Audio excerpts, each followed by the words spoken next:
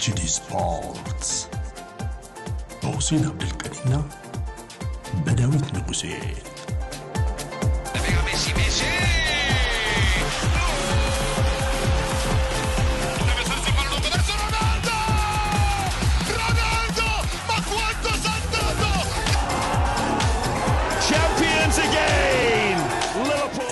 HD Sports ሰላም አድማጭ ተመልካቾች እንዴት አላችሁ? ኤችዲ ስፖርት በተወዳጁ ብስራት ኤፍኤም 101.1 እንዲሁም ደግሞ በኤችዲ ስፖርት ዩቲዩብ ቻናል ወደ እናንተ ይደርሳል። የተለያዩ ጉዳዮችን እያነሳን ቆይታ እናደርጋለን። ለተሰኞ ነው የአንድ ሰዓት ቆይታ ነው የሚኖረን። በርከት ያሉ ጉዳዮች ናቸው። የአፍሪካ ዋንጫ በእንግሊዝ የኤፍኤ ካፕ ጨዋታዎችን እናነሳለን። በስፔን ደግሞ ባርሴሎና የውድድር ዓመቱን የመጀመሪያ ዋንጫውን ያሸነፈበትን ውጤት አስመዝግቧል። እሱንም ጨዋታ እንመለከታለን። ቪክቶር ዮኬሬሽ በአርሰናል እስካሁን ስኬታማ መሆን አልቻለምና ምንድናቸው ምክንያቶቹ የሚለውን ጉዳይ በተመለከተ ቴሌግራፍ ላይ የተመለከትነው መረጃ አለ። ይሄንንም ጉዳይ ወደ እናንተ እናደርሳለን። በርከት ያሉ ጉዳዮች ናቸው አድማጭ ተመልካቾቻችን ከናንተ ጋር ቆይታ የምናደርግባቸው። እናንተም እንግዲህ አብራችሁን እንድትቆዩ ከወዲሁ በአክብሮት እንጋብዛለን። ቻናላችንን ሰብስክራይብ ማድረጋችሁን እንደዚሁ ወይም እንድታደርጉ በአክብሮት እንጋብዛለን። ዛሬ በአካልና ሁሴን ነው ቆይታ የምናደርገው። ሁሴን እንዴት ነህ? ሰላም ነው ወይ? ያለው ሰላም ታዲያስ እንዴት ነህ?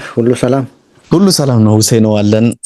እንግዲህ የአፍሪካ ዋንጫ የመጨረሻ 4 አላፊ ቡድኖች ተለይተው ታውቋል። ሁሴን እንግዲህ እነ ሴኔጋል አዘጋጅ ሀገር፣ ሞሮኮ፣ ግብጽ እና ደግሞ ናይጄሪያ በአፍሪካ ዋንጫ የግማሽ ፍጻሜ ተፋላሚ መሆናቸው ተረጋግጧል። በሊቨርፑል ያን ያክል ስኬታማ ያልነበረው ወደ ተጠባባቂ ወንበርም ወርዶ የነበረውና ውዝግብ ውስጥም የገባው መሐመድ ሳላ ከግብጽ ብሔራዊ ቡድን ጋር የሁለት ጨዋታ እድሜ ነው እንግዲህ አፍሪካ ዋንጫን ለማሳካት ሁለት ጨዋታ 90 ደቂቃ እና ጭማሪ ሰዓቶች የሚኖሩ ከሆነ በዛ በሚያስመዘግቡት ውጤት ሻምፒዮን ሊሆን የሚችልበት እድል ይኖራልና አሁንም እጃቸው ላይ እንዳለ የሚያሳይ ነው። ሳላ በሊቨርፑል ጥሩ ቆይታን እያደረገ አይደለም። በግብጽ ብሔራዊ ቡድን ግን ተመችቶታል። ምንድነው ለሊቨርፑልስ የሚጨምረው ነገር ምንድነው የሚለውን ጉዳይና ጠቅለል ያለ አፍሪካ ዋንጫ ላይ የምታነሳው ሐሳብ ካለ እሱን በማስቀደም ጀምሩ ነው። ኦኬ እሺ፣ እንግዲህ የአፍሪካ ዋንጫ ግማሽ ፍጻሜ ተገብቷል። አንተ እንዳልከው ረቡዕ ዕለት እንግዲህ ሴኔጋል ከግብጽ የመጀመሪያ ጨዋታ ያደርጋሉ። ቀጥሎ ምሽቱን ደግሞ ሞሮኮ ከናይጄሪያ ነው እንግዲህ የሚደረገው። እንግዲህ ቆንጆ ጨዋታ ነው በእውነቱ። ሁለቱ እንግዲህ የሰሜን አፍሪካ ሀገሮች ከምዕራብ አፍሪካ ቡድኖች ጋር ነው የሚጫወቱት እና ጥሩ ፊክስቸር ይመስላል። ተጠባቂ የሚያደርገው ይመስላል። ምክንያቱም ሞሮኮ በእርግጥ በቀደም ታሸንፋለች፣ ግን ያው ምን ያህል እምነት አለው ደጋፊው በሞሮኮ ብሔራዊ ቡድን? አሁን ከናይጄሪያ ጋር እንመለከተዋለን። ናይጄሪያ ደግሞ ከኦሲሜን ጋር በጣም ጥሩ ፉትቦል እየተጫወቱ መሆኑን ተመልክተናል እና ከባድ ፉክክር እንደሚኖረው ይታወቃል። በአንጻሩ ደግሞ በሴኔጋልና ግብጽም እንደዚሁ ይጫወታሉ። እንግዲህ የግብጽ ብሔራዊ ቡድን በኮትዲቯሩ አፍኮን ውድድር ላይ ታስታውስ እንደሆነ በዴሞክራቲክ ኮንጎ ተሸንፎ ከውድድሩ ወጥቶ ነበረ ገና በሁለተኛው ዙር እና በወቅቱ የነበሩት እንግዲህ ፖርቹጋላዊ አሰልጣኝ ሩይ ቪቶሪያ ከኃላፊነት ወዲያ ነው እንዲነሱ ያደረገው ፌዴሬሽኑ።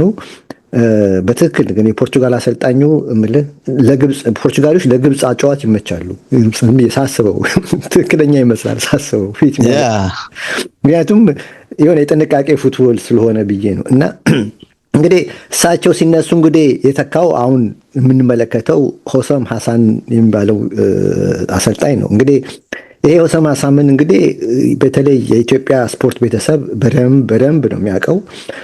ምክንያቱም በተጫዋችነት ዘመኑ በተደጋጋሚ አዲስ አበባ መጥቶ አዲስ አበባ ስቴዲየሙን አይተነዋል። በብሔራዊ ቡድንም በክለብም ደረጃ በአልሃሊም በተለይ አልሃሊ እየተጫወተ ከኢትዮጵያ ቡና ጋር ሲጫወቱ አዲስ አበባ ላይ በ90ዎቹ ላይ ነው ማለት 1-1 ነበረ የወጡትና ያገባው ጎል አሁን እንኳን አእምሮዬ ውስጥ አለ። በቴስታ ያገባው አሁን ራሱ ያስታውሰዋል። በቴስታ ያገባው ሹት ማለት ይችላል። አሊ ረዲ ነበር ግብ ጠባቂው በቃ ሹት ስለ በቃ ቴስታው ሹት ነው የሚመስለው እንዴት አይነት ቴስታ እንደመታና በደንብ እናስታውሰዋለን። ወንድሙ ደግሞ ፉልባክ ተጫዋች ነው ለአልአህሊም ለግብጽ ብሔራዊ ቡድን ኢብራሂም ይባላል። እና እንግዲህ ይሄ ሰው ይሄ ተጫዋች ዛሬ እንግዲህ 59 ዓመቱ ነው። እንግዲህ ለግብጽ ብሔራዊ ቡድን 176 ጊዜ ተሰልፎ 68 ጎሎችን ያስገባ ነው በተጫዋች ዘመኑ እና ለሱ እንግዲህ አፍኮን ወይም የአፍሪካ ዋንጫ አዲስ አይደለም። በተጫዋች ዘመኑ በደንብ ያውቀዋል። በዚህ ላይ ደግሞ 1986፣ 1998፣ 2006 ግብጽ ዋንጫ ስትበላ እሱ ተሳትፏል እና እንደ ሪከርድ ነው በግብጽ ሀገር 3 አፍሪካ ዋንጫ የተጫወተ ተጫዋች ነው እና እንግዲህ ይህንን ኃላፊነት ሲሰጡት የተቀመጠለት ጎል ዋናው በአሜሪካኑ ዓለም ዋንጫ ቡድኑን ለዓለም ዋንጫ ማቅረብ ነበር። ምክንያቱም ግብጽ 1934፣ 90 እና 2018 ራሻ ላይ ነው የተሳተፈች። አሁን ለአራተኛ ጊዜ እንዲያሳትፋት የመጀመሪያ ዋናው ጎሉ እሱ ነው የተሰጠውና በዚህ መሰረት እንግዲህ ይሄን ቲኬት አግኝቷል። እንደውም አንድ ጨዋታ ሲያትል እዚህ ከተማ ውስጥ ነው እንግዲህ ጨዋታ ያለው የግብጽ ብሔራዊ ቡድን። ሁለተኛው ደግሞ ይህንን አፍሪካ ዋንጫውን የሚሳተፍ በመወዳደር ላይ ያለበትን አፍሪካ ዋንጫን ውጤታማ እንዲያደርግ ነው የተሰጠው ኃላፊነት። ታዲያ እዚህ ስብስብ ውስጥ መሐመድ ሳላህ አለ፣ አንተ እንዳልከው የሊቨርፑል ሳላህ አለ። እንግዲህ ሳላህ በ2017 በ2022 ብሔራዊ ቡድኑን ፋይናሊስት አድርሶ ነበር፣ ግን አልተሳካለትም ሁለቱም አፍሪካ ዋንጫ። አሁን እንግዲህ እድሜው 33 እንደመሆኑ እንግዲህ ዘንድሮ ምናልባት የመጨረሻ ሊሆን ይችላል እና የግድ ይሄ ዋንጫ ማግኘት ያለበት በአፍሪካ ያለው ስም ትልቅ ነው በአውሮፓ እንደምታውቀውና ሲቪው ትልቅ ስለሆነ ለሀገሩ ደግሞ እቺን ዋንጫ እንኳን ማምጣት እንዳለበት አንድ ሰሞን ሜሲ ላይ እንደነበረው ተጽዕኖ ማለት ነው እና እንደዚያ የሚል ሀሳብ አለ። እንግዲህ ወደዚህ ብሔራዊ ቡድን ደግሞ ሲመጣ ከክለቡ ሊቨርፑል ጋር ጥሩ ሁኔታ ላይ አልነበረም። እንደሚታወቀው በተለይ ከአሰልጣኝ አርነ ስሎት ጋር ትንሽ አለመግባባት ተፈጥሮ ነበርና ስሎትም በተለይ በፎርሙ ጥሩ ስላልሆነ መሰለፍ የሌለበትም የሚል እምነት እንዳላቸው ግልጽ ነው። ኦፍኮርስ ያየነውም ነው ደግሞ ምንም አይፈረድም። ስለዚህ አሁን እሱ ደግሞ አንድ ሰው አለ እኔ እዚህ ቡድን ውስጥ እንዳልቆይ የሚፈልግ ብሎ ትክክል እንደዚህ ብሎ ነበር እና ስለዚህ አሁን ሆሶማሳም ደግሞ ይህንን አጥቂ በተቻለው መጠን የስነ ልቦና መርፌ እንዲወጋው ይፈልጋል ይላል ዘገባው። ምክንያቱም እዛ አእምሮ ተበላሽቶ ለበላ አእምሮ በቃ ስነ ልቦና ተጎድቶ ነው የመጣውና ስለዚህ አሁን ይህንን ልጅ ስኬታማ ለማድረግ እሱ ላይ ነው ኃላፊነት የተወጣው። ማለት ሳላ በዚህ በአፍሪካ ዋንጫ ውጤታማ ከሆነ ሊቨርፑልም ምናልባትም በጉዳዩ ላይ ሊያጠናበት ይችላል። ችግሩ ማን ጋር ነው የሚል ጥያቄ ሊነሳ ይችላል እና ይላል ዘገባው። እና እንግዲህ ለሳላህ ብሎ አሰልጣኛውን የሚከተለው ፎርማሲዮን 3-4-1-2 ፎርማሲዮን ነው። ይሄ ፎርማሲዮን ደግሞ ሁል ጊዜም እንደተመለከትከው የግብጽ ብሔራዊ ቡድን ኮምፓክት ሆኖ ነው የሚጫወተው። በጣም ጭንቅንቅ ስፔስ አይሰጥ፣ ጭንቅንቅ ብሎ ነው የሚጫወተው እና ይህን በተለይ ከኮትዲቯር ጋር ያደረጉትን ጨዋታ በደንብ ተመልክተናልና ይህንንም ያደረገበት ምክንያት ሞሳላ አሁን እድሜው እየገፋ ስለሆነ በዛ በኮሪዶር ላይ ብዙ ሩጫ እንዳይበዛበት፣ እንዳይሮጥ፣ ጉልበቱ እንዳይጨርስ በሚል ነው ይላል እና እንትኑ አፕሮቹ በጣም ተመችቶኛል። በዚህ ላይ የግብጽ ብሔራዊ ቡድን በታክቲካል ዲሲፕሊን ላይ በጣም ዲሲፕሊን የሆነ ቲም ነው። ሲሪየስ ናቸው ማለት ሁሌም አይደለም ይሄ ነገር ሁሌም ነው ይሄን ነገር የሚያሳዩት ግብጾች እንደ ጣሊያንና ግብጾች አንድ ናቸው፣ ይመሳሰላሉ። የጣሊያን ብሔራዊ ቡድንና የግብጽ ብሔራዊ ኦፍ ኮርስ አሁን ጣሊያን አሁን ይሄን ላለፉት 10 ዓመት 8 ዓመት ተለውጣለች። በፊት ግን የምናውቃት ጣሊያን እንደዚህ አይነት ኮንቴ ጣሊያን ማለት ነው፣ ኮንቴ ማለት ነው፣ እኔ ኮንቴ ቲም ማለት ነውና እና በጣም ዲሲፕሊንድ ነው እና ይሄ ኮምፓክት ሆኖ በኦርጋናይዜሽን ላይ በኩል ጥሩ መሆኑ ለሳላ ብዙ ሩጫ እንዳያደርግ አድርጎታል እና ስለዚህም ይሄ ተጫዋች ብዙ ጉልበት እያወጣ ስላልሆነ የሚያገኛቸውን ኳሶችን ወደ ውጤት ለመለወጥ እየተቸገረ አይደለም። ለምሳሌ በዚህ ውድድር ላይ ዚምባብዌን 2-1 ሲያሸንፉ የመጨረሻውን ሁለተኛውን ጎል ያገባው እሱ ነው ይላል። ደቡብ አፍሪካን 1-0 ነው ያሸነፉት፣ ብቸኛውን ጎል ያገባው እሱ ነው። ከቤኒን ጋር ኤክስትራ ታይም ተጨምሮ 3-1 ሲያስቆጥሩ ሶስተኛውን ጎል ያስቆጠረው እሱ ነው። ከዝሆኖቹ ጋር ደግሞ በቀደም ዕለት ሲጫወቱ የመጨረሻው ጨዋታ 2-1 በሆኑ ጊዜ ሶስተኛውን ጎል ያገባው እሱ ነው። ጨዋታ ደግሞ 3-2 ነው ያሸነፈው እና ጎሎቹ በጣም ዲሲሲቭ መሆናቸው በደንብ ይታያል። በጣም ወሳኝ ጎሎች ናቸው እና የአሸናፊነት ጎሎች ናቸው እና ይሄም እስካሁን በአጠቃላይ 4 ጎል አስቆጥሯል በዚህ በአፍሪካ ዋንጫ እና ለግብጽ ደግሞ እንግዲህ 65 ጎል በ111 ጊዜ ተሰልፎ 65 ጎሎችን ለማስቆጠር ችሏል እና ግብጽንም እንግዲህ አሁን ለግማሽ ፍጻሜ አድርሶ እየጠበቀው ነው እንግዲህ ከሴኔጋል ጋር እና ሆሰም ሐሳም እንግዲህ ተጠይቆ ነበረ በቲሙ በተለይ እና ምን ብሏል? ተጫዋቾቼን በጣም አመሰግናለሁ ብሏል። በእጅጉ እየተጋደሉ ነው ብሏል እና ነፍሳቸውን እየሰጡ ነው ብሏል። እና ነፍስ ደግሞ የሚሰጡት ይሄም ለህዝባቸው ደስታ ሲሉ ነው፣ ደስታ ለመስጠት ሲሉ ነው ህይወታቸውን እየሰጡ ያሉትና እስካሁን መንገዳችን በጣም ደስተኞች ነን። በሞሳላም አቋም እጅግ በጣም ደስተኛ እንደሆነ ነው የሚናገረው እና እንግዲህ የሴኔጋል ጨዋታ ሮብ ዕለት እንግዲህ ግብፅን ለፍጻሜ ያደርገዋል። እሱም የምንጠብቀው ይሆናል። ይሄ ነው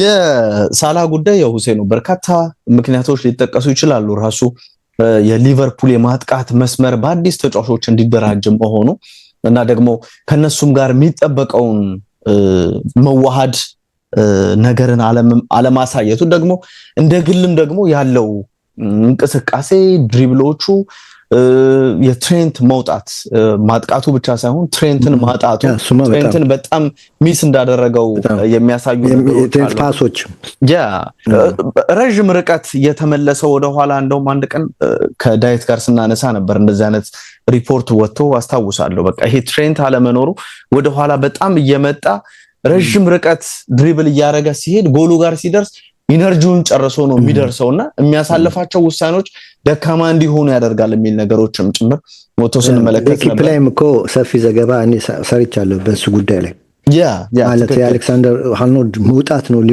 ሞሳላ እንደዚህ ያደረገው የሚል ከቁጥር ጋር እንትን ብለው ትክክል ሁሴ ነው። እንግዲህ በአፍሪካ ዋንጫ ስኬታማ እየሆነ ነው። ያው ዋንጫ ካላነሱ አሁንም ለግብጽ ብሔራዊ ቡድን ስኬት ነው ሊባል አይችልም። ከዋንጫ ጋር መገናኘት አለባቸው።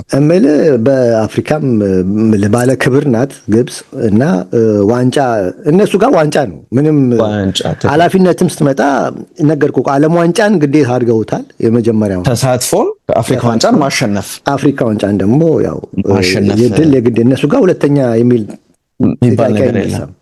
ሁለተኛን ለሁለት ጊዜ ሳላም አግኝቶታል። ደግሞ እነሱ 8ኛ ዋንጫቸውን ይፈልጋሉ።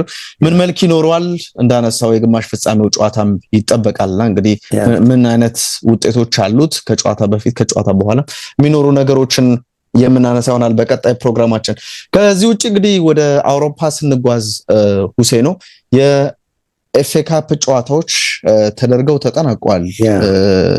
በርከት ያሉ እንቅስቃሴዎች ነበሯቸው። አንደኛው እንግዲህ ማንቸስተር ዩናይትድ ያደረገው ጨዋታ ነው። ከብራይተን ጋር ያከናወነው መርሃ ግብር ነበረ። ዳረን ፍሌቸር ምናልባት የመጨረሻ ጨዋታው በጊዜ አሰልጣኝነት የመጨረሻ ጨዋታውን ልትለው ትችላለና ኦልድ ትራፎርድ ላይ ያከናወነው 2-1 በሆነው ውጤት በብራይተን ተሸንፏል። ብራይተን ለዩናይትድ የማይመች ቡድን ነው። ኦልድ ትራፎርድ ላይ የመጣ በተደጋጋሚ የሚያሸንፈው ከኦልድ ትራፎርድም ውጪ በአሜክስም ይሄን ነገር የሚያሳየን እንደውም ባለፈው የነበራቸውን ጨዋታ እናስታውሳለን። ከተጠበቀው ውጪ የተጠናቀቀ መርሃ ግብር እንደነበርና እዚህ ጨዋታ ላይ ዩናይትድ 2-1 ተሸንፏል። ከመግቢያችንም በፊት ቀደም ምን እናንተ ስናወራ ነበርና ገና ጥር ወር ላይ ዩናይትድ በቃ የውድድር ዓመት ጉዞውን አጠናቋል እያለ ነበርና ስለዚህ ጨዋታ የተወሰነ ነገር አንሳና የክሪስታል ፓላስም ባልታሰበ እሱ አስገራሚ ነው። እሱ አስገራሚ ተሸንፏልና አማተር የሆነ ቡድን ነው።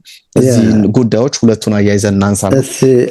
በሱ ልጀምርልህ እንግዲህ ይሄ ኤፍ ኤ ካፕ በዛሬው ዕለት እንግዲህ በሊቨርፑልና በርንስሌይ በሚያደርጉ ጨዋታ ነው የሚጠናቀቀው። ቀጣይ ጨዋታ ድልድልም እንግዲህ ዛሬ ነው የሚወጣው እና በዚህ ውድድር ላይ እንግዲህ ያልተጠበቀ ውጤት ተከስቷል። እንዲያውም ይሄ አንዳንድ እንደዚህ ኤፍ ኤ ካፖች ግዙፎች ይሞታሉ፣ በትናንሾች ግዙፎች ይሞታሉ ይባላል እና ጃይንት ኪለር ትክክል፣ ጃይንት ኪለር ይሏቸዋል። ትናንሽ ቲሞች ግዙፎቹን ከውድድር ያወጣሉ። እኔ ለምሳሌ በ2013 ዊጋን ማንቸስተር ሲቲን 1-0 አሸንፏል። እንግዲህ 2013 ሲቲ በጣም አረቦቹ ገንዘብ እንግዲህ ረብጣ ገንዘባቸው በትነው ምናምን የጀመሩ ጊዜ ማለት ነው። የማርቲኔዝ ዊጋን ደግሞ ሜርስፎርድ የሚባለው ቲም ኒውካስልን 1972 ላይ 2-1 አሸንፏል። ኖን ሊንክ ቲም ነው ይሄኛው። ሬክሳም ደግሞ አርሰናልን 1992 አሸንፏል። ሬክሳም 4ኛ ዲቪዚዮን ነበር። አርሰናል ደግሞ እኮ ያኔ 2092 ሻምፒዮን እኮ የሆነበት ጊዜ እኮ አስበው።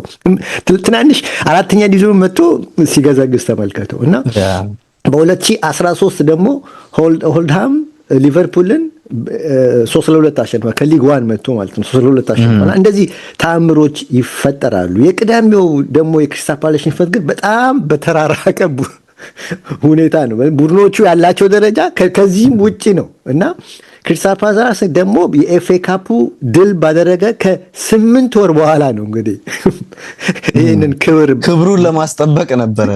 ክብሩን ለማስጠበቅ ሲያሰሙ ትልቁን ማንቸስተር ሲቲ አሸንፎ ትልቅ ክብር የተሰጠው ቡድን በገና በኳስ ካርታ ላይ በማይታወቅ ቡድን ተሸንፏል። እንዳሰበው ያንን ዋንጫ ሲበላ ክሪስታል ፓላስ ከ164 ዓመት ውስጥ የመጀመሪያ ዋንጫ ነው እና እንግዲህ ያውም ሲቲን አሸንፎ ትልቅ ድል ነው እና ቅዳሜ ዕለት ግን ወደ ማጌልስፊልድ ሜዳ ተጉዞ 1-2 በሆነ እጅግ አሸማቃቂ በሆነ ሽንፈት ነው እንግዲህ ከውድድሩ ውጭ ሆነው። እንግዲህ ይሄ ቡድን እንግዲህ ማን ነው ብለን እንጠይቅ። ይሄ ቡድን የ6ኛ ዲቪዚዮን ቡድን ነው። ወደ ታች እንግዲህ 6 ዲቪዚዮን ውድድር እና በደቡብ ማንቸስተር ከተማ ውስጥ የሚገኝ ነው እና ክለቡ ገና ቅድም አንተ እንዳልከው አማተር ነው እና በፓላስና አሁን ክሪስታል ፓላስ ባለው ደረጃና በዚህ ቡድን ደረጃ ያለው የደረጃ ቁጥር ስንት እንደሆነ ታውቃለህ? 117። ዋው በጣም ብዙ ነው። ምን ያክል የተራራቁ እንደሆነ በጣም ሩቅ ናቸውና እነዚህ ይሄ ቲም ቅጽል ስም አለው እና ሲልክ ሜን ይባላሉ እና በዚህ ስም ነው የሚጠሩት እና ልክ እንደ ደረጃው እንግዲህ 117 ደረጃ ብያለሁ አይደለም? እንደ ደረጃው በ117 ዓመት ውስጥ ደግሞ ለመጀመሪያ ጊዜ በታሪክ የዋንጫው ባለቤት በማግስቱ በአማተር ክለብ ተሸንፏል።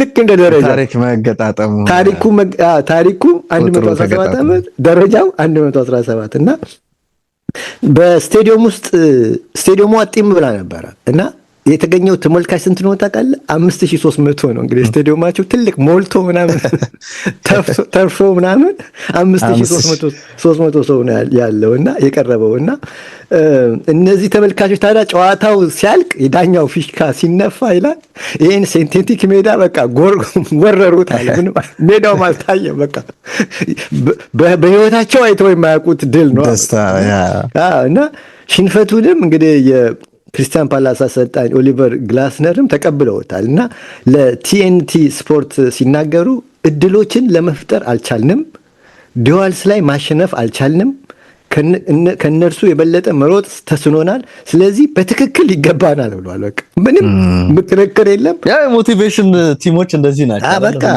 አዎ እንዴ አስገራሚ እኮ አንዳንዴ እኮ 90 ደቂቃ ስለሆነ እኮ 90 ደቂቃ እኮ እንትን እንዴ ትላንትና እኮ አርሰናልም እኮ መጀመሪያ ላይ እኮ ቸስ ሲል እኮ እንዴ ነገሩ ወደዛ ሊሄድ ነው ብለህ እንትን ያደረገ ነበርና እንግዲህ ደግሞ አስገራሚው ነገር የሲልክሜን አሰልጣኝ የዋይን ሩኒ ታናሽ ወንድም ነው እና ስሙም ጆን ሩኒ ይባላል።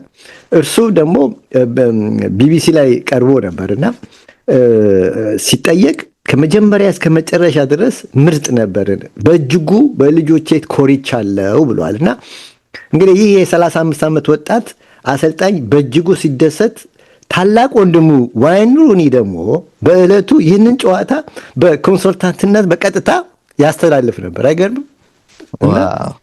እና ሩኒ በቀጥታ ከድሉ በኋላ አይኑ ላይ እንባ መጥቶ ይላል ራሱ ቲቪ ላይ ላይቭ እየሰራ ማለት ነው። አይኑ ላይ እንባው መጥቶ አለ ሩኒ፣ ዋናው ሩኒ ነው፣ ኦሪጂናል ሩኒ ነው እና አይኑ ላይ እንባው መጥቶ ወንድሜ እኮ ካልም ነው አለ። ምን እንደሰራ አላውቅም፣ ግን እጅግ ምርጥ ተግባር ነው የተገበረው ብሎታል። በቃ አድንቆት እዚህ ደረጃ ይደርሳል ብሎም አላሰብም መሰለኝና ወይ እንደሱ በየቦታው መሸነፍ አለበት መሰለኝ እንዲታወቅ አልገባም ይመስላል አባባሉ።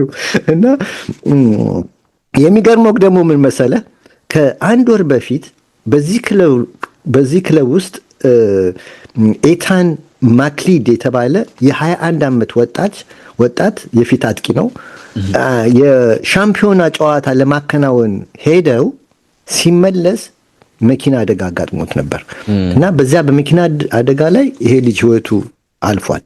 ይሄ አንድ ወር ውስጥ ነው አስበው። ያ አንድ ወር ተከስቶ አሁን እዚህ ደስታ ላይ ደረሱ እና ጆን ሮኒ ምን አለ አሰልጣኙ ማለት ነው፣ ኤታን እርግጠኛ ነን ኤታን ይመለከተናል ያየናል ብዬ አስባለሁ፣ በእኛም ዛሬ ልዩ ስራ ይኮራብናል ብሏል። እና እንግዲህ ነገሩ ድሉን ልዩ አድርጎታል ማለት ነው። እና ይሄን ይመስላል የኤፍኤ ካፕ የፓላስ እንትን ደስ ስላለኝ ነው። እሱ በጣም ኢንተረስቲንግ ነው። ነው እንደዚህ አይነት ይሄ እነ ለኪፕ እኮ እንደዚህ ነገር እኮ ከየት እንደሚጎትቱ ይገርመኛል። ተመችቶኛል። ቆንጆ መረጃ ነው። ነው ለየት ያለ መረጃ ነው። የዩናይትድን በዛው ስለ ጨዋታው እንግዲህ ልሂድልህ ስለ ማንቸስተር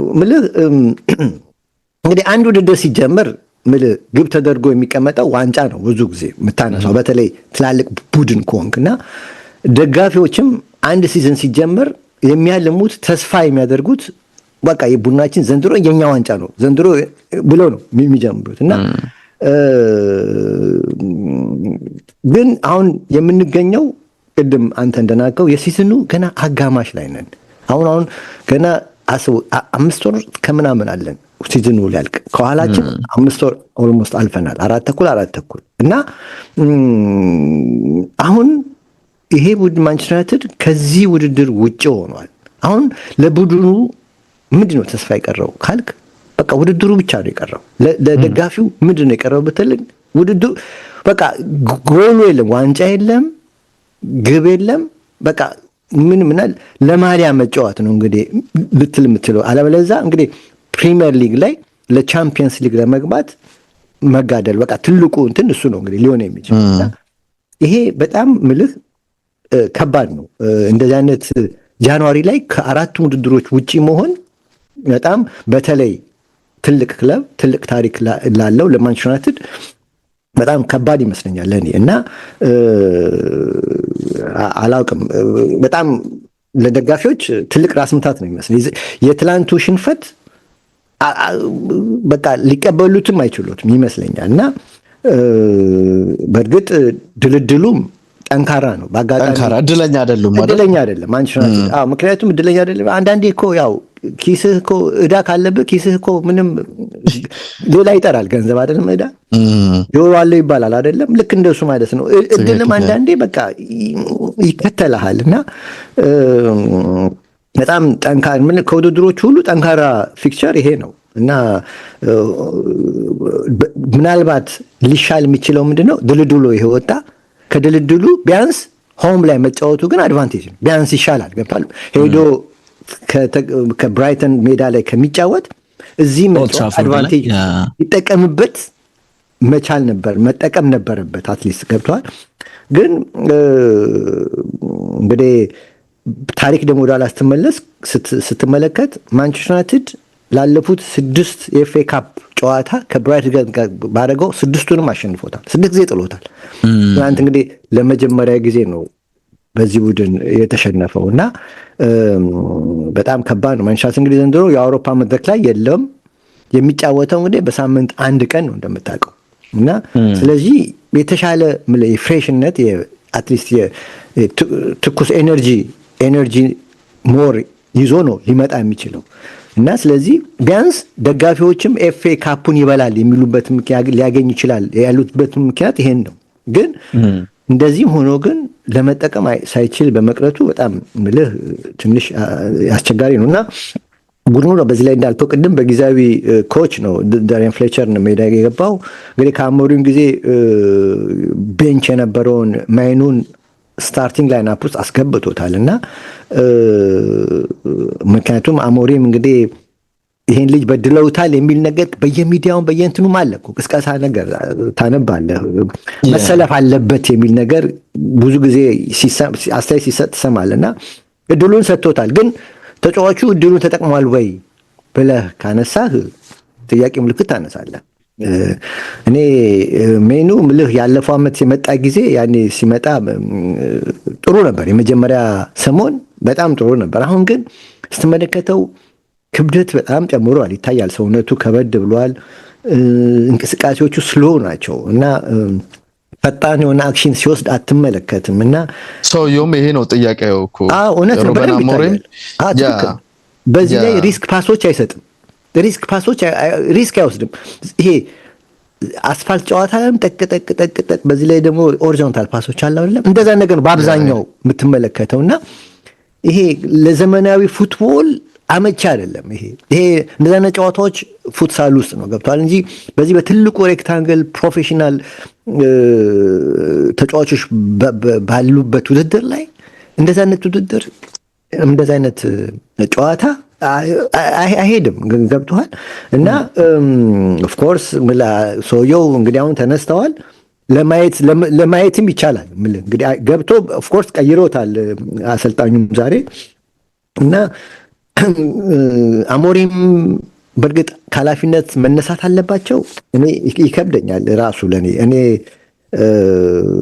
አንደኛ እሳቸውን አንስተው ጊዜያዊ አሰልጣኝ ሊያስቀምጡ ነው። አሁን አስበው እንግዲህ ለአሞሪም ወደ ከ10 እስከ 12 ሚሊዮን ፓውንድ ያወጣሉ። አሁን ደግሞ ለሚሾሙት ደግሞ አሰልጣኞች ደግሞ ሌላ ወጪ ያወጣሉ። ምክንያቱም ሰመር ላይ አዲስ አሰልጣኝ እናመጣለን እያሉ ነው እንደተወራ። እንደውም ስሞች ወጥተዋል። ወደ 12 አሰልጣኞች የስፔን ላይ ነው መሰለኝ ቅድም ያየሁት ወጥተዋል። 12 አሰልጣኞች ፍሌቸር፣ ሶልሻየር፣ ሳውዝጌት፣ ኦሊቨር ግላስነር የፓላሱ፣ ካሪክ፣ ሄንዞ ማሬስካ፣ ኤዲሃው ደግሞ የኤፕስቹ አሁን አሰልጣኝ የአሪሹ ማኬና የሚሉት በፊት ማን ዩናይትድ የነበረው ኬራ ማኬና፣ አንዶኒ ኢራኦላ፣ ቱኸል ራሳቸው ከዓለም ዋንጫ በኋላ ቱኸልንም እንይዛለን እያሉ ነው። ሻቪ ኤርናንዴዝ የባርሴሎናም ይላሉ። ሴባስቲያን ሆነሽ ይሄ ደግሞ የስቱትጋርቱ ጎበዝ ነው። ዲኤፍቢ ፖካል ዋንጫ የበላው ያለፈው ዓመት እሱንም አስበዋል እና እነዚህ 12 አሰልጣኞች እንግዲህ ይሄን የምታረግ ከሆነ ሰውየውን ለምን አላስጨርሱትም ነው የኔ ጥያቄ። ገብቷል። እንደውም እኔ ማነው አሌክስ ፈርጉሰን ከኃላፊነት ከወጡ በኋላ እኔ ማንቸስተር ዩናይትድን ሆፕ ነገር ያየሁበት አሁን ላለፉት 2 ወር የአሞሪም ማንቸስተር ዩናይትድ ነው። ቲሙ ጥሩ ነገር አይችበታለሁ። ይሄንን ያለፉት 2 ወር ነው የምልህ ጥሩ ነገር አይችበት። ምናልባትም እድሉን ቢሰጡት ቢዘልቅ ኖሮ ምናልባት ሊያሻሽለው ይችላል። ምክንያቱም የቲሙ እንቅስቃሴዎቹ ጥሩ ነገሮች አሉበት፣ በደንብ ይታያል። ጥሩ ነገር አይችበታል። ሲምፕተሞች ነበሩና ግን አንስተውታልና አትሊስት አንስተውት ወይ መደበኛ አሰልጣኝ ቢያስቀምጡ ጥሩ ነበር። ገብቷል። ግን ጊዜያዊ ለማሰልጠን አሰልጣኝ የምታስቀምጥ ከሆነ ለምን ታነሳዋለህ? እኔ ምንም አልገባኝም። እና ይሄንን ነው በዚህ ጨዋታ ላይ እንግዲህ አንተ ሀሳብን መስጠት ትችላለህ። ጃው ሁሴን ምናልባት እኔ አሁን አንዳንዴ ይሄ አሰልጣኙ የሚሰራቸው ነገሮች መልበሻ ክፍል ውስጥ ያሉ ነገሮች እንዳልከው ደግሞ አንዳንድ ተጫዋቾችን ራሱ ኮቢ ሜኖን የያዘበትን መንገድ ራሱ ስኳዱም ላይ ተጽዕኖ ያለው ይመስለኛል። እናም ደግሞ ይሄ ታስታውሳለህ እሱ የስፖርቲንግ ሊዝበንን ኃላፊነት ሲተውኮ በሰኔ ወር ልምጣ ብሏቸው ነበር። አሁን ወይንም መችም የሚል አማራጭ ስላቀረቡለት አስገድደውት ነው ያ ይሄንን እድል አላገኝም ሰኔ ላይ ብሎ ስላሰበ ነው ወደ ማንቸስተር ዩናይትድ ያኔ በህዳር ወር መጥቶ የነበረው። አሁንም ዩናይትድ ያንን አይነት መንገድ መከተል የፈለጉ አይመስልም። ደግሞ ዩናይትድ ቤት ታውቃለህ፣ ይሄ የቀድሞ ተጫዋቾች የሆነ ኃላፊነት ሲሰጣቸው ሚዲያው ላይ ያሉት የቀድሞ ዩናይትድ ተጫዋቾች ስላሉ በቃ ይገባዋል። ታስታውሳለህ ኦሌ ጉናር ሶልሻየር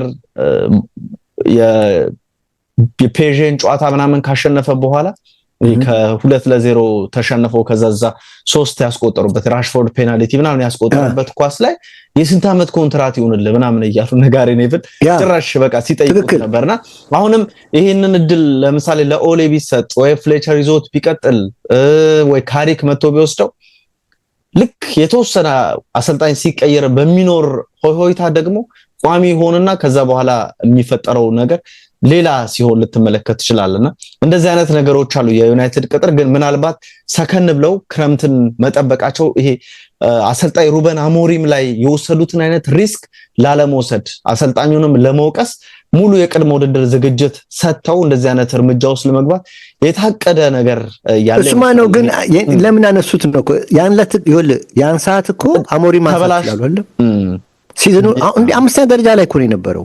አስከፊ አይደለም፣ ደረጃውም አስከፊ አይደለም። እንቅስቃሴው እንደ ተመልካቹ ነው ኳሊቲው ገብቷል። እኔ ማየው አንተ የምታየው ወይም ኤክስ እና ዋይ የሚመለከቱት እንደ ራሳቸው ነው እንቅስቃሴው የሚሆነው። እሺ እንቅስቃሴውን ደረጃ ግን ፋክት ነው አይደለም። ደረጃ 5ኛ ደረጃ አድርሷቸዋል። ስለዚህ ለምን ታነሳዋለህ? ምክንያቱም ካነሳው ቋሚ አሰልጣኝ ካመጣህ ቋሚ አሰልጣኝ ማታመጣ ከሆነ ለምን ታነሳዋለህ? አንተ እንዳልከው ምናልባት ይሄ አሰልጣኝ በመቀየር የሚኖር የሆነ ለውጥ ነገር ካለ እንደዚህ አይነት ነገሮችን ለመሞከር የታሰበ የታቀደ ነገር ያለ ይመስላል። ግን እንዳልከው አሁንም የፍሌቸርም አካሄድ በሁለት ጨዋታ ያን ያክል አመርቂ አይደለምና ሌላ አሰልጣኝ ኦሌ የሚመጣበት እድል ሰፊ ስለመሆኑ እየተነሳ ነው የሚገኘውና የዩናይትድ ሁኔታ በጊዜያዊነት ነው የመጣው። መሻሻሎች ካሉ ቻምፒየንስ ሊግ ቡድኑን ይዞ እንዲጨርስ የሚያደርግ ከሆነ ደግሞ ያኔ ያለፈው ጊዜ ፓሪስ ሰን ዠርማን አሸንፎት እዚህ ላይ ያኔ እሱን እኮ ነው ቅድም አሸንፎ ምናምን ቅድም ያልከው ያን እኮ አዩት አይደለም እንዴ? ያንን አዩት እኮ። አሁን ታዲያ ድጋሚ ሁለተኛ ታሪክ እንደገና መገረብ ነው ከጀመሩት ማለት ነው። ሊገርቡ ነው አሰልጣኙን አሰልጣኞች በአራዳ ቋንቋ። ግን ራሱ አሁን ይሄ ዘመናዊ እግር ኳስ ላይ አሁን የቼልሲን የአሰልጣኝ ቅጥር አይተዋል አይደል? ኦፍ ኮርስ አብሮ የመስራት ታሪክ ምናምን ስላላቸው ሊሆን ይችላል ሮሲኒዮር ወደ ቼልሲ ኃላፊነት የመጣውና ይሄ በጣም ስማቸው የገነኑ አሰልጣኞች አሁን ብዙም የለም። ኦፍ ኮርስ ስራቸው ትልቅ ነው። አንዶኒ ራዮላ፣ ኦሊቨር ግላስነር ነው ከተለያዩ ኃላፊነቶች ጋር እነሱ የሚያሰለጥኑት የስቱትጋርቱን ሆነሽ እንደዚህ አይነት ነገሮች ነውና ይሄ በአሰልጣኙ ሱፐርስታር የምትለው ትልልቅ የምትላቸው አሰልጣኞች አሁን ቁጥራቸው በጣም ትንሽ ሆኗልና ምናልባት ቅድም እያነሳ ኤንዞ ማሬስካ ስትል ሰምቻለሁ። ኤንዞ ማሬስካ ትላለ፣ ቶማስ ቱኸልን ትላለ። ይሄ በቃ ስማቸው በጣም ከገነኑ አሰልጣኞች መካከል እኔ አንተ ካነሳው ምናልባት የቶማስ ቱኸልን ስም ነው የሰማሁት ሴኖና ራሱ ማርኬቱም ያሰልጣኝ ሁኔታ ላይ ሆነ እግር ኳሱና አሁን እግር ኳሱ እንትን ሆኗል። ምንድነው አቅም፣ ኤነርጂ፣ ፕሬሲንግ፣ ኢንቴንሲቲ እነዚህ ሆነዋል። እነዚህን እንቅስቃሴዎች ደግሞ የሚሰሩት አሰልጣኞችን ስትመለከት ወጣቶቹ ናቸው። እነዛም ኦልድ ስኩል ሆኑ እኮ አሁን ሞሪኖ እንደዛ ስራ ብትለው በተአምር ላይ ያመጣልህ አይችልም። የምሬ ነው ጆዜ ላይ። እሺ ለማንኛውም እንግዲህ የኤፍኤ ካፑን ጉዳይ በዚሁ ካነሳን ነው ነው የቪክቶር ዮኬሬሽ ጉዳይ የተወሰኑ ነጥቦችን ላንሳና ሁሴኑ አንተም የምትጨምረው ነገር ካለ ትሄድበታለህ። የአርሰናል ይላል እንግዲህ የቴሌግራፍ ላይ የተመለከትኩት መረጃ ነው። እስካሁን የቪክቶር ዮኬሬሽ እንቅስቃሴ ለምንድነው አሳማኝ ሆኖ አርሰናል ከፍ ብሎ እየበረረ ነው ያለው፣ ግን ቪክቶር ዮኬሬሽ አሁንም ስትራግል እየታገለ ነው በፕሪሚየር ሊጉ ላይ የሚል ነገርን ያነሳልና እንዳነሳውት አርሰናሎች በጣም ከፍ ብለው እየበረሩ ነው፣ ግን 64 ሚሊዮን ፓውንድ ያወጡበት ቪክቶር ዮኬሬሽ የሚፈልጉትን ነገር እየሰጣቸው አይደለም፣ ያንን የማደግ ነገር እያሳያቸው አይደለም ይላል ሁሴኑ። አርሰናል በሊጉ ቁጥር 1 ነው። ደጋፊዎች አሁን ዋንጫን ስለማግኘት እንደዚህ አይነት ነገሮችን በደንብ እያሰቡ ነው፣ ግን ደግሞ ማጥቃቱ ላይ አሁንም ጥያቄ ያላቸው ብለው የቪክቶር ዮኬሬሽን ጉዳይ ያነሳሉ። የባለፈው የሐሙስ ምሽቱን የሊቨርፑል ጨዋታን መነሻ ያደርጉና እንግዲህ በዛ ጨዋታ ይሄ የ27 ዓመት ስዊድናዊ አጥቂ 8 ተቾችን ብቻ ነው ያደረገው፣ ከዛ ውስጥ ምንም ሹት ያደረገው ነገር የለም ይላል። ባለፉት 15 የፕሪሚየር ሊጉ ጨዋታዎች ማለትም ከመስከረም አጋማሽ ጀምሮ አርሰናል ባከናወናቸው 15 የሊጉ ጨዋታዎች ከኦፕን ፕሌይ አንድ ግብ ብቻ ወይም ከቆም ኳስ ውጭ ወይ ፔናልቲ ምናምን ከሆኑ ውጭ ያስቆጠረው አንድ ጎል ብቻ ያነሳል። እና ምንድናቸው ምክንያቶቹ ብለው ሁሴኑ 1 2 3 ብለው ያስቀምጣሉ። አንደኛ የእንቅስቃሴ በጣም ደካማ የመሆን ይሄ ሙቭመንቱ ፔናልቲ ሳጥን ውስጥ ያለው የሙቭመንት ሁኔታን ደካማ ነው ብለው እንግዲህ ይጠቅሳሉ። ኦፍ ኮርስ ወደዚህ ቡድን ከመጣ የተወሰነ ጊዜ ነው። ወደ 19 ጨዋታዎች ላይ ነው የተሳተፈው። ከአምናው ጋር ሳይሆን 19 ጨዋታዎች እሱን ለመመዘን እንደ ጥሩ ሳምፕል ሳይዝ አድርገን እንመለከተዋለን ብለው መረጃን ያስቀምጣሉ። እንግዲህ ከዚህ ጋር በተገናኘ ራሱን ነፃ አድርጎ ቦታ ይዞ መቆየት ላይ ትልቅ ችግር አለበት ይላሉ። አንደኛ ከትሮሳር ከሳካ የሚመጡ ዴሊቨሪዎችን ወይም የሚቀርቡ ኳሶችን የመጠቀም ሁኔታ ላይ ትልቅ ችግር አለበት። ቀድሞ ማሰብ ቢኖርበትም ያንን ነገር ሲያደርግ አንመለከተውም ይላል። እንደውም የዚህ ጋር ጋሪ ሊንከርን ምን ይላል ሁሴኑ? ይህንን ተጫዋች ላለፉት ጥቂት ሳምንታት ተመልክቻለሁ። ልክ እንደ ብዙዎቹ አጥቂዎች ወይም እነሱን ነው የሚመስለው፣ ምክንያቱም ኳሱ የሚመጣበትን ቦታ ይጠብቃል ይላልና እነዛን ክሮሶች ይጠብቃል፣ ከዛ ስፔስ ለማጥቃት ጥረት ያደርጋል። ግን ያ ደግሞ ለተከላካዮች ስራን ቀላል ያደርጋል። አጥቂ ሲኮን ሁል ጊዜ መቆመር ያስፈልጋል። ያም ገና ኳሱ ሳይመጣ ኳሱ ሊመጣ የሚችልበትን አቅጣጫ ቀድሞ ተረድቶ ያን ቦታ ይዞ መገኘት ነውና እዛ ቦታ ላይ ስትገኝ ተከላካይም ፕሮፐርሊ አንተን ማርክ ለማድረግ አይችልምና ኳሱ ወደ አንተ የሚመጣ ከሆነ ግብ የማስቆጠር እድል ሊኖር ይችላል። እዚህ ላይ የትሮሳር እንቅስቃሴ እጅግ ደካማ ነው ብለው ከቪላ ጋር የዴክላን ራይስ አንድ ኳስ በግራ እግሩ ሰጥቶት ከቪላ ተከላካዮች ጀርባ መግባት ሲጠበቅበት ግን የቪላ ተከላካይ ላይ ተለጥፎ ሚስ ያደረገውን እንቅስቃሴ ያነሳሉ። ከብራይተን ጋር ሳካ ተመሳሳይ አይነት ዴሊቨሪ ሰጥቶት ነበረ፣ ግን ያንን ማድረግ አልቻለም። ከሊቨርፑልም ጋር እንደዚሁ ዴክላን ራይስ የመጨረሻ ኳስ ሰጥቶት ነበረ፣ ግን ያንን መጠቀም አልቻለም። ከነ ቫንዳይክ ፊት ቀርቦ ግብ ማስቆጠር አልቻለም ይላል። ይሄንን ስንል እሱ ብቻ ሳይሆን እሱን ተክተው ከሚጫወተው ከሜሪኖ ጋር ማነጻጸር ግድ ይላል ሁሴኑ። ይሄ ተጫዋች ደግሞ የቦታ አያያዙ እጅግ የተለየ እና ከሱ ከዮኬሬሽ አንፃር የተሻለ ነው ብለው ያስቀምጡታል። ከስላቪያ ፕራ ከቼልሲ እና ከብሬንትፎርድ ጋር አሁን ያነሳናቸው አይነት ፓሶች ተሰጥተውት የግንባር ኳስም ሊሆን ይችላል ወደ ግብነት መቀየር ችሏልና ከቪክቶር ዮኬሬሽ የበለጠ ሜሪኖ የቦታ አንደርስታንዲንጉ የፔናልቲ ሳጥን ውስጥ ያለው ሙቭመንት የሱ የተሻለ ነው ይላል ዴቭ ሁሴኑ። እንግዲህ 90 ባለፈው የውድድር ዓመት በስፖርቲንግ ጠቃላይ ደግሞ በቆይተው ማለት ነው ሁሴኑ 97 ጎሎችን አስቆጥሯል በ102 የሊግ ጨዋታዎች። አምና 39 ጎሎችን ለስፖርቲንግ ሊዝበን አስቆጥሯል። በጣም የገረመኝ ሁሴኑ ከ39 ጎሎቹ በግንባሩ ያስቆጠረው አንድም ኳስ የለም ይላልና ይሄ አታስታውስም? ያ እንዴት እንደሆነ ያኔ ሲመጣ ተነግሯል እኮ ሲመጣ ተነግሯልና እንደውም አርሰናል አሜሪካን ነው የት ፕሪሲዝን ሲዳረግ በቴስታ ግብቷል።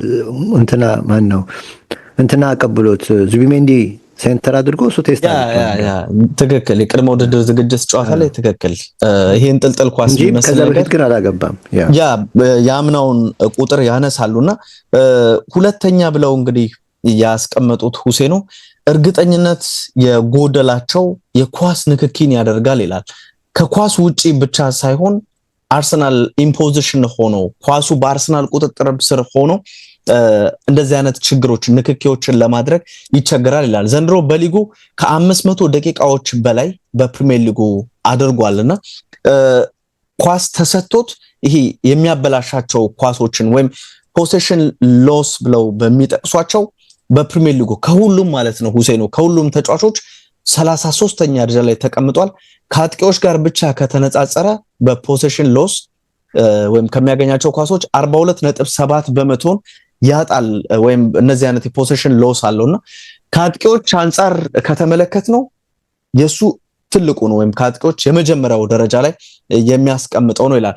በፖሴሽን ሎስ ብለው ሁሴኖ አንደኛ ከሚያነሱት ጉዳይ ከቪላ ጋር በተደረገው ጨዋታ ታስታውሳለህ፣ ኦሌ ዋትኪንስ ላስቆጠረው ኳስ እሱ በአርሰናል ሜዳ ውስጥ ሆኖ ኳስ ተነጥቆ ነው በመልሶ ማጥቃት ስፔሶችን ተጠቅመው ግብ ማስቆጠር የቻሉትና ያንን አጋጣሚ እንደመነሳ ግን ፓሱ አልታየም። እሱ ፓስ ተደርጎ እኮ ነው ከጋብሪኤል መሰለኝ ፓስ ያደረገለት እሱ ፕሮፐርሊ ኳሱን ማኔጅ ማድረግ ባለመቻሉ እሱ ተነጥቆ ነው። ግን ፓሱ ራሱ ልጁ ሻዶ እየተደረገ ነው ፓስ የተደረገ። ኤኒዌይ ቀጥል እንደሱ ብለው ያነሱታል። እንትኑን ብቻ ነው እንጂ ፕሮሰሱን ግን አያስረዱህም። ልጁ ከብታል ፊቱን ወደ በረኛ ወደ አርሰናል ጎል አድርጎ ለመቀበል ተጨናንቀዋል። ከብታል እና ልጨርሰውና ተንትለዋል የአንድ ለአንድ ግንኙነት ላይ ደካማ መሆኑን ያነሳሉ። እስካሁን በሊጉ ይሄ በዱዋል ማለት ነው ሁሴኖ 33.6% ነው ስኬት ያለው። ከሱ ያነሰ የዱዋል ስኬት ያላቸው 3 አጥቂዎች ብቻ ናቸው ብለው ቁጥር ያነሳሉ። በፖርቱጋል ያሉት የተከላካይ ተጫዋቾች ባህሪና በእንግሊዝ ያሉ የተከላካይ ተጫዋቾች ባህሪ እጅግ የተለያየ ስለመሆኑ ያነሳሉ። 132 የድሪብል ሙከራዎችን አምና በስፖርቲንግ ሊዝበን አድርጎ ሁሴኖ 60ዎቹ ስኬታማ ነበሩ። ይሄ ማለት 46% ስኬታማ ነበር። በአርሰናል ግን እስካሁን 27 ሙከራዎችን አድርጎ 5 የተሳኩ ድሪብሎችን ብቻ ነው ያደረገው። ይሄም 19% ነው ብሎ ያነሳሉ። ኦፍ ኮርስ የአርሰናል የሚገጥማቸው ክለቦች በዲፕ ላይን ዲፌንስ እና በጣም ኮምፓክት ሆኖ የሚጫወቱ ናቸው። ደግሞ የአርሰናል አጫወትም ከእንደዚህ አይነት ቡድኖች ጋር ስለሚጫወት ብዙ ስፔስ እንዲያገኝ አያደርገውም እና ለሱ የሚሆኑ ፓሶችን የማድረግም ችግር ከአርሰናል ተጫዋቾች አለ ብለው እንግዲህ ያነሳሉ። ብዙ የአማካኝ ተጫዋቾች ወደ ሳካ መስመር ወይም ወደ ትሮሳር መስመር ኳሶችን ያቀብላሉ እንጂ በቀጥታ እሱን ታርጌት ያደረጉ ረዣዥም ኳሶችን ከአማካኝ ክፍል ወደ አርሰናል አያልፍም። ወይም ከተከላካዮች ከነ ጋብሪኤልም ሊሆን ይችላል። የአርሰናል ያጫወት መንገድ በፕሮሰስ ስለሆነ ያ ፕሮሰስ ደግሞ አማካኝ ክፍሉ ኳሱ እንዲነካው ስለሚያስፈልግ እሱ ቦታዎች ከተዘጉ በኋላ ነው ወይም ከተከላካይ ጀርባ እድል እንዳያገኝ ከሆነ በኋላ ነው ኳሱ ጋር የሚደርሰው የሚል ነገር ያነሱ ተመልክቻለሁ ሁሴኖ። ከዛም ውጪ የቅድም ያነሳውላ አንድም ሹት ሳያደርግ ነው የወጣው የሚል ነገርን አንስተው ዘንድሮ እዛ ጨዋታ ላይ ብቻ ሳይሆን ያ የሊቨርፑሉ ጨዋታ 7ኛው ምንም ሹት ሳያደርግ የወጣበት እንቅስቃሴ ነው ይላል። በመጀመሪያው 5 የፕሪሚየር ሊግ ጨዋታ ከኦፕን ፕሌይ 2 ግቦችን አስቆጥሯል። በጨዋታ የሚነካቸው ኳሶችም 20 ናቸው ወይም 20 ተች ያደርጋል ይላል። ባለፉት 5 ጨዋታዎች ግን ከኦፕን ፕሌይ ምንም ግብ አላስቆጠረም። የሚነካቸው ተቾችም ቁጥራቸው እጅግ ቀንሷል፣ ወደ 15 ዝቅ ብሏል ብለው ያነሳሉ። በሶስተኝነት ያስቀመጡት ሁሴኑ እንግዲህ ከአዳፕቴሽን ጋር በተገናኘ ወይም ከቡድኑ እሱ እንዲለምድ እያደረጉ ስላሉት ጥረት ያሳያል። አንደኛ እንግዲህ የሚያነሱት ጉዳይ ከአማካኝ ክፍሉ ለሱ የሚሰጡ ፓሶች አለመኖራቸው ቅድም አንስቻለሁ፣ ግን ሰፋ አድርገው ይሄ ሴፍ የሆኑ ኦፕሽኖችን መጠቀም ብሎ ሁሴኖ በሊቨርፑሉ ጨዋታ ዙቢሜንዲ በርካታ እንቅስቃሴው ላይ ወደ ሳካ ፊቱን እያዞረ ኳሶችን ለመስጠት ጥረት ያደርጋል እንጂ ለዮኬሬሽን ታርጌት ያደረጉ ነገሮችን ብዙ ሲያሳይ አልተመለከትንም ብለው መረጃን ያነሳሉ። እሱ ግን ወደ አርሰናል ከመጣ በኋላ እንደ ፖዚቲቭ ብለው ያስቀመጡት ነገር አለ ሁሴኖ። 2 ነጥቦችን አስቀምጧል። አንደኛ የተቃራኒ ቡድን ተከላካዮችን እዛው ሜዳቸው ላይ ይዘው እንዲቆዩ በማድረግ ተሳክቶለታል። በሁለተኝነት ደግሞ እሱ ላይ ትኩረት የተከላካይ ሌሎች ወይም የተጋጣሚ ቡድን ተከላካዮች እሱ ላይ ትኩረት በማድረጋቸው ምክንያት እንደ ትሮሳር፣ ሳካ አይነት ተጫዋቾች ወይም ማርቲኔሊ አይነት ተጫዋቾች ስፔሶችን እንዲያገኙ ጥረት ያደርጋል የሚል ነገርን ያነሳሉ።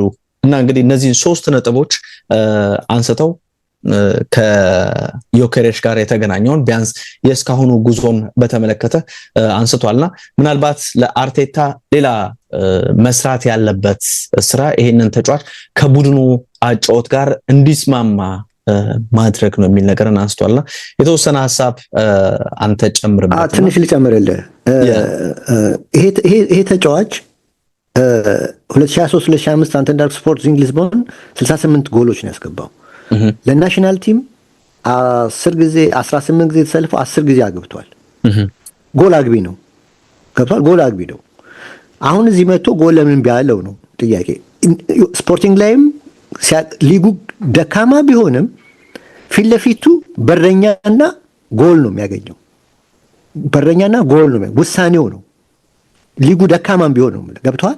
ሊጉ ደካማም ቢሆንም የፕሪሚየር ሊግ በረኛና እንደዛ ነው ማሰብ ያለብን። ገብቷል። ደካማ ነው ከጠንካራ ሊግ አለ ነው የመጣው ያስኬዳል። ግን ለጎል አግቢነት ግን ጎል አግቢ ለመሆን ግን ፊት ለፊት የሚያገኙት የመጨረሻ ሰው እኮ ነው። የመጨረሻ ሰው ፕሮሰስ ውስጥ ስለ ፕሮሰሱ አያገባውም። ገብቷል። ስለ ሊግ ኳሊቲው አያገባውም። በቃ መጨረስ ነው የሱ ስራ እና ጎል አግቢ ነው። ጎል የሚያገባው ደግሞ ታይሚንጉን ያውቃል። አክሬሲው ጥሩ ስለሆነ ነው። ውሳኔዎቹ ጥሩ ስለሆኑ ነው። ግምቱ ጥሩ ስለሆነ ነው። እነዚህ ሁሉ ጎል የሚያገባው እዚህ ጋር ሲመጣ ግን ለምን እምቢ አለው ካልከኝ ሃቨርስም እምቢ ብሎት ነበረ። ታስታውሳለህ? በኋላ እንደውም ፔናልቲ ሰተውት ነው ከዛ የተነሳው ታስታውስ እንደሆነ ሪጎሬ ተቀምጦ ምናምን። ሃቨርስ ለምን አዳፕት አደረገ ካልከኝ ሃቨርስ ፎልስ ናይን ስለሆነ እየተመለሰ ኳስ ብዙ ተች ያደርጋል። ዮኬሬሽ ፎልስ ናይን አይደለም፣ ኳስ ተች አያደርግም። ስለዚህ ተች የሚለውን ነገር በዚህ ውስጥ መነሳት የለበት። ሃላንድ ተች ያደርጋል እንዴ? ኳስ ብዙ ተች አያደርግም። በጣም ጥቂት አጥቂ ብዙ ተች አያደርግም። ሃቨርትስ ግን ወደ ኋላ ስለሚመለስ ነው ተች የሚያደርገው እና ተችን ቁጥር ስለሚያደርጉት እነሱ እንደ ድክመት አድርገው ስለሚያነሱት ሃቨርትስ ተች የሚያደርገው ፎልስ ናይን ስለሚጫወት ነው። ያ ፎልስ ናይን ስለማይጫወት ተች አያደርግም። እሱ መጨረሻ ኳስ መጠቀም ላይ ነው እና ጌሪ ሊንከር ራሱ ሲናገር ሰምቼዋለሁ። ይሄን አንተ ያልከው ነገር እንደውም ምሳሌ ያቀረበው ማን ነው? ይሄ የኤቨርተኑ ማን ነው? ሃቨርትስ ሉዊስ ነው ማን ነው የሚሉት? የኤቨርተኑ አጥቂ ረጅሙ የእንግሊዝ ናሽናል ቲም አጥቂው እሱን ዶሚኒክ ካልቨርት ሉዊስ እሱን ነው ምሳሌ ያደረገው። እሱ አምናና ካቻና ሜች ጎል ያገባል ነበር። የባሰ ድክሞ አልነበረም እንዴ? አሁን አንድ ጎል ስላገች ሁለት ጊዜ ስላገባ ምሳሌ ያደርጉታል። ይሄም ልጅ እኮ ነገር አምና እኮ ያገባ ነበር። ያውም ከሱ የበለጠ ብዙ ጎሎችን ያገባ ነበር። ማንቸስተር ሲቲ ላይ እኮ ሃትሪክ የሰራ ልጅ ነው። እንደው ደካማ ሊግ ነው ብትለው በቻምፒየንስ ሊግ ሃትሪክ የሰራ ልጅ ነው። የሱ ችግር ሳይኮሎጂ ነው፣ በቃ ስነ ልቦና ነው እንጂ የኳሊቲ የውሳኔ የምናምን ሴንተር አሁን ለምሳሌ ሊቨርፑል ለት ሴንተር የሚደረጉ ኳሶች አሁን የቦርንማውዝ ለት ታስታውሱ እንደሆነ ባክ ሴንተሮች የሚደረጉ ኳሶች የኋላ ተጫዋቾች ናቸው፣ መሀል ተጫዋቾች ናቸው። ያን ኳስ ፔናልቲ አርኮ አካባቢ ያለው ራይስ ለምሳሌ ሁለት እንዳገባው አይነት ማለት ነው። ለሱ ፊት ለፊት መስመር ገብቷል። ሆሪዞንታል የሆነ ወደ ጎል ኪክ ውስጥ ነው መስጠት ያለብህ እሱ እንዲያገባ ከፈለ። እንደዛ ነው ኳስ ያገኛል ይሄ ልጅ አላገኘም። ወደ ኋላ ሴንተር ፓስ የሚደረግ ኳሶችን የሚድፊልድ ተጫዋቾች ናቸው እንጂ መጠቀም ያለባቸው ዘግይቶ ፔናልቲ ሳጥን ውስጥ የሚገኙ ተጫዋቾች ማለት ነው። ያ ዘግይተው ማለት ስታጫነው ስትሄድ ወደ ኋላ አሁን ሳካ በቀደም ሊቨርፑል ሴንተር ሲያደርግ ወደ ኋላ ነው ወደ ፔናልቲ ቦክሱ ነው ሴንተር ያደረገው እንጂ በትክክል ወደ ጎሉ አይደለም ሴንተር ያደረገው። ገብቷል። እና ይሄ ልጅ ግን እስቲ ተመልከተው፣ አርሰናል በአብዛኛው ጎል የሚገባበት የመጨረሻው 15 ደቂቃ ነው አይደለም? የሚጨናነቀው መቼ ነው? የመጨረሻ 15 ደቂቃ ነው። ለምን? ዮኬሬሽ ከወጣ በኋላ ነው። ዮኬሬሽ ከወጣ በኋላ ነው በአብዛኛው የሚጨናነቀው አርሰናል። እና ለቲሙ ዲፌንስ ቁጥር 1 ነው። እሱ ሲወጣ ቲሞች ጫና ያበዛሉ፣ ጎሎች ይገባሉ። እሱ ሲኖር ግን ይሄ ነገር የለም። ይሄ ነገር ቅድም ያልኩት በደንብ መስመሩን ወደ ኋላ የተቃራኒ ወይም የተጋጣሚ ቡድን መስመር ወደ ኋላ እንዲጎተት ያደርጋል። እሱ ፊት መስመር ላይ ስለሚኖርና ደግሞ ጫና ስለሚያደርግ ፕሬስ ስለሚያደርግ የሚለውን ሐሳብ ነው። ያ ልክ ነው እና እሱን እኮ ነው እኔ ልደግፍ ብዬ ነው እኮ እና ገብቶኛል። ምክንያቱም ታዋለህ መጨረሻ 15 ደቂቃ ነው ጎል የሚገባበት እሱ ሲወጣ ነው ጎሎች ጫና የሚበዛበት አርሰናል ላይ። ስለዚህ ይሄ ልጅ ከጎል ከማግባት ይልቅ ለቲሙ ውጤት ይዞ ለመምጣት ትልቅ አስተዋጽኦ አድርጓል። አላማው ደግሞ ጎል ምንድነው ቲሙ እንዲያሸንፍ ነው እንጂ ዮከሬሽ 40 ጎል አገብቶ ሰንደርላንድ አስታውሳለሁ ኬቨን ፊሊፕስ የሚባል አንድ አጥቂ ማአት ጎል አገባ አንድ ዓመት። ግን ሰንደርላንድ ያንዴ ስንተኛ ሆነ? 12ኛ ነው የጨረሰው። ምን ዋጋ አለው? እሱ የግሉ 30 አግብቶ ቲሙ ከሚቴብል ላይ ቢጨርስ ትፈልጋለህ ወይስ እሱ ሰርቪስ ሰጥቶ ቲሙን ተፎካካሪ እንዲያደርግ የሚፈልገው? የቡድን ስኬት ነው የሚቀድመው ሁሌ። በቃ ስለዚህ በዚህ ላይ እሱ እያገለገለ ነው። ኦፍ ኮርስ ጎሉም በጊዜው ደግሞ ይመጣል ያለ ጥርጥር።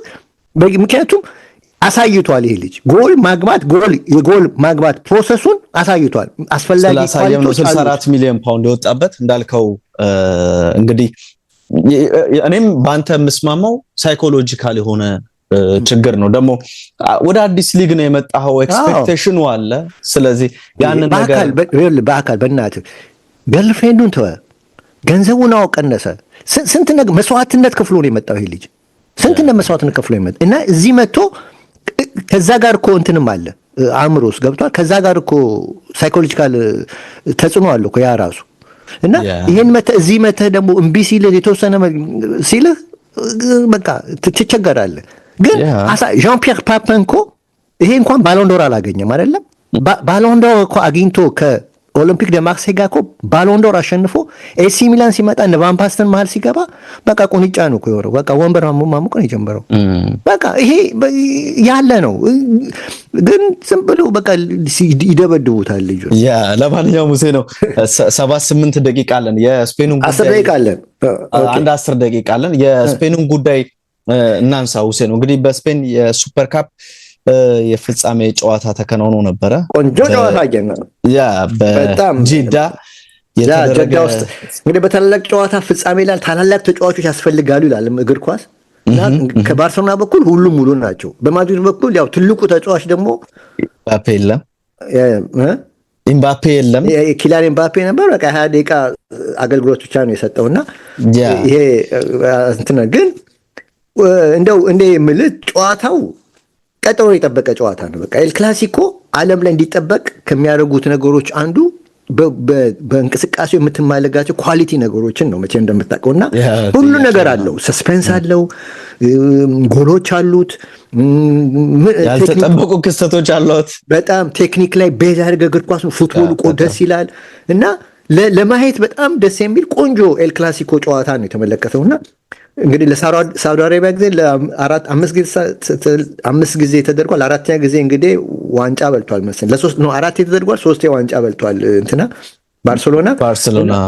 አዎ እና ሳውዲ አረቢያ ግን ለምን በዚህ ሙቀት ለምን ተመረጠች የሚል ጥያቄ ሊነሳ ይችላል እና በ2019 ስፔን እና የሳውዲ መንግስትና ስፔን ኤፍኤው ዲል ያድርጉት 2019 ላይ ነበርና ይሄም ፌዴሬሽን የሚለው የስፓኒሽን ፉትቦል በኢንተርናሽናል ለማሳወቅ ነው። ያ አሳማኝ አይደለም መቼም የታወቀ ነው። ላሊጋው ኢንተርናሽናሊ የታወቀ ነው። ዝም ብሎ ነው ግብር ልንሰራ ነው ማለት ያለባቸው። ዋናው ፍራንካ ነው፣ ዋናው ሜኒው ነው እና ሳውዲ አረቢያ በእያንዳንዱ ኤዲሽን በየአመቱ ይህን ውድድር ስታደርግ ለስፔን ፉትቦል ፌዴሬሽን 40 ሚሊዮን ዩሮ ትከፍላለች።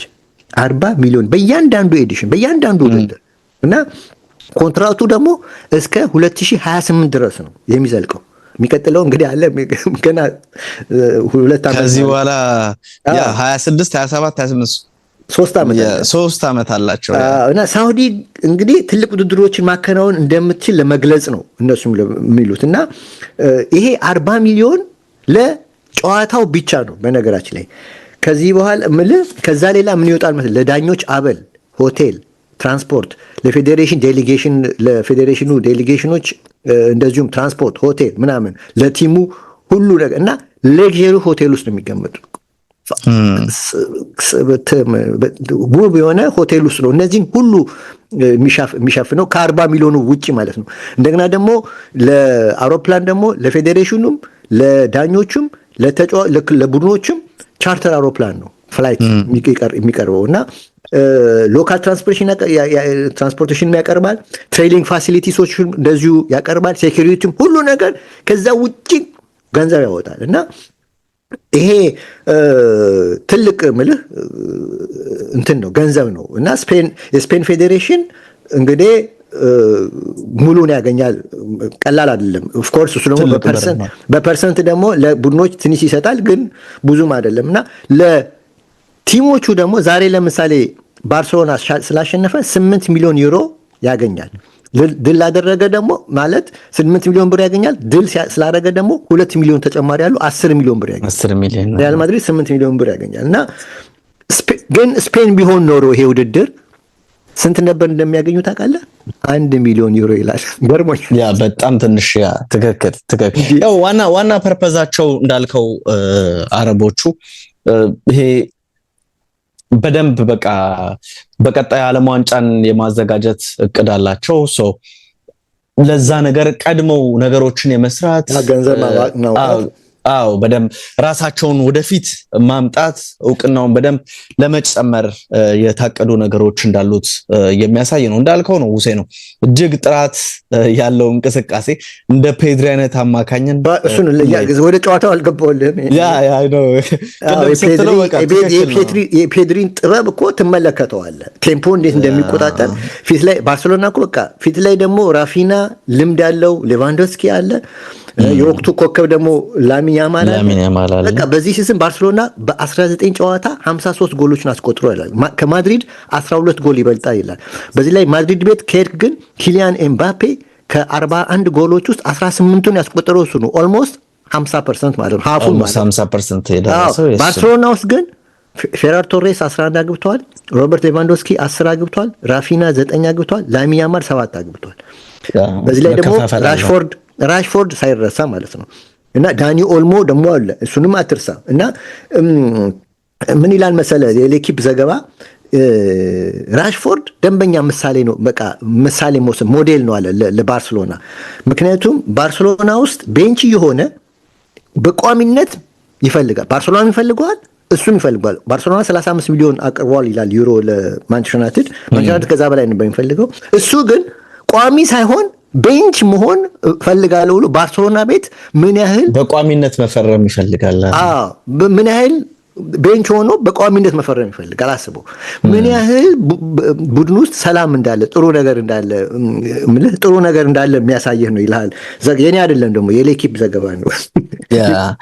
እንግዲህ ባለፈው ታስታውሳል አይደለ? ጥቅምት ወር ላይ 2-1 በሆነ ውጤት በርናቦ ላይ ሪያል ማድሪድ አሸንፎ ነበርና የመጀመሪያውን የኤል ክላሲኮ ድል ሻቢ አሎንሶ አገኘ እየተባለ ብዙ ነገር ሲነሳ ነበረ። እንግዲህ በ16 ደቂቃ ውስጥ 4 ጎሎች የተመለከትንበት የብደት የመጨረሻ በተለይ ፈርስት ሃፍ የመጨረሻ ደቂቃዎች 3 ጎሎች ይገቡት በጣም ቆንጆ። እኔ እንዴ እግር ኳስ እንደዚህ ሲሆን ደስ ይላል በጣም ብለ ስሜት ይዋጅ ነው። ኳሊቲ በቃ እንትን ኳሊቲ ያለው ገብቷል። እልህ አለ፣ ጎል አለ፣ ፍላጎት አለ፣ ማሸነፍ አለ፣ ጭንቀት አለ፣ መጨነቅ አለ። ይሄ ያገባል ትላለህ። ይሄ ነው እግር ኳስ። ትክክል ነው። ትክክል 3-4 ደቂቃ አለ ጨዋታው ላይ ተወሰነ የምትለው ነገር ካለ እነሱ እናንሳና እናጠናቁ። ምን አቆረጥከኝ እኮ እና ምን ልልህ ነበረ። ኤኒዌይ ፍሊክ ግን በጣም ደስ ብሏቸዋልና በተለይ በእንትና ጉዳይ በራሽፎርድ ላይ ሪትም ሰባሪ ነው ይላል። ጥሩ ካፓሲቲ አሉ ብለውታል። በቃ ጎበዝ ነው እንፈልገዋለን ብሏል። እና በእርግጥ ፌርሚን ሎፔዝ የሚባለው ቼልሲ ጠይቋል ይላል ዘገባው። እና ሃንሲ ፍሊክ ግን ጥሩ የሚያጠቃ ቡድን አላቸው ብሏል። ላለፉት 5 ጌም ላይ ምንም ጎል አልገባበትም ነበር ዲፌንሱ። ዛሬ ጎል ገብቶበታል። ምናልባት ቲሙ ትኩረት ካደረገ ዲፌንሱ ላይ ነው እንጂ ከወገብ በላይ ግን አስተማማኝ ቡድን ነው ይላል። ራፊናም ቢሆን በፍሊክ ምክንያት ነው በሃንሲ ፍሊክ ምክንያት ነው እዚህ የነበርኩ። እሳቸው ባይመጡ ኖሮ ሌላ እርግጠኛ ነኝ ባርሴሎና ውስጥ አልገኝም ነበር ዛሬ ብሏል። እና በጣም ምርጥ አሰልጣኝ በእኔ እምነት ያለው ስለሆነ ለእኔ በራስ መተማመን ትልቅ እገዛ አድርጎልኛል። ዛሬ እንደዚህ አይነት ጎሎች ውጤታማ የሆንኩት በሱ ምክንያት ነው ብሏል። ዛሬም እንግዲህ 2 ጎል አግብቷል እንደምታውቀው እና በእርግጥ የመጀመሪያ ጎል ስቶ ወዲያው ነው ሁለተኛው ደቂቃ ላይ ጎል ያገባውና ምርጥ ጨዋታ ነበር። ሰዓቱ አልቋል። በልዝጋው ትክክል ነው። የፍሊክ በፍጻሜ ጨዋታ ደርሶ እንግዲህ ሁሉንም ነው እያሸነፈ ያለው ከ2020 ጀምሮ እስከ 2026 ባደረጋቸው የዲኤፍቢ ፖካል፣ የቻምፒየንስ ሊግ፣ የዩኤፋ ሱፐር ካፕ፣ የዲኤፍኤል ሱፐር ካፕ፣ የክለብ ዓለም ዋንጫ፣ የሱፐር ካፕ፣ ኮፓ ዴል ሬ፣ አሁን ደግሞ የሱፐር ካፕ እነዚህን ፍጻሜዎች በሙሉ መርቶ ሁሉንም ማሸነፍ ችሏልና እንግዲህ በፍጻሜ የማይረታው አሰልጣኝ ልትለው ትችላለህ። ፍሊክ አስደናቂ አሰልጣኝ ነውና ምርጥ ፉክክር የነበረበት ሪያል ማድሪዶች አሁንም ሻቢ አሎንሶን የተወሰነ ሊታገሱ ይችላሉ። እኔ አንድ ትንቢት ልንገርህ አሎንሶ ሊቨርፑል ይመጣል። ይቆይ አይቆይ አላቅም። ሊቨርፑል ይመጣል። ዩኤልሲ እንግዲህ ራሱ ከማድሪድ የሚሰናበት ምናልባት የአይነት ነገር ሊኖር ይችላል። የኤችዲ ስፖርት የሰኞው ፕሮግራማችን የ1 ሰዓት ቆይታ ነበረው። በርከት ያሉ ጉዳዮችን እያነሳን ቆይታ አደረግን። አድማጭ ተመልካቾቻችን በተወዳጁ ብስራት ኤፍኤም 101.1 ቆይታ አደረግን። በኤችዲ ስፖርት ዩቲዩብ ቻናልም ላይ ነበረን። አብራችሁን ስለነበራችሁ በእጅጉ እናመሰግናለን። በአካልና ሁሴን ነበረ ቆይታ ያደረግነው። በቀጣይ በሌሎች ፕሮግራሞች እንገናኛለን። ሁሴን አንተንም ሰላም ሁን፣ መልካም ጊዜ ብያለሁ። አድማጭ ተመልካቾቻችንም ሰላም ሁኑ ብያለሁ። ሰላም ሁን። ባይ